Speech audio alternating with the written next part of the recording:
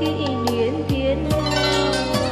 Lòng năm sau lưu luyến quá, hẹn hò một người đi xa, mà năm tháng đã dần qua. Chuyện tình chung thủy có em bên bờ sông vắng, người ra đón biết đâu anh còn nhớ chăng.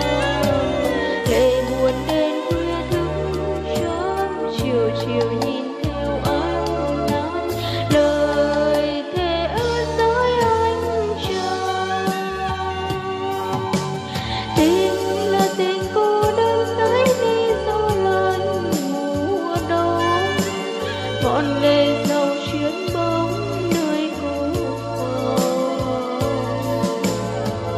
Và mỗi lần xin em đưa tin con đò san sông, hồi mắt lên chờ mong.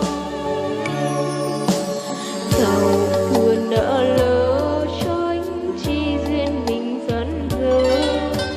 Đời người con gái chỉ có một lần ước mơ, nào ngờ tình yêu trơn trơ, tình đẹp là tình bơ vơ, chờ người đến bao giờ. Nào ngờ tình yêu trơn trơ, tình đẹp là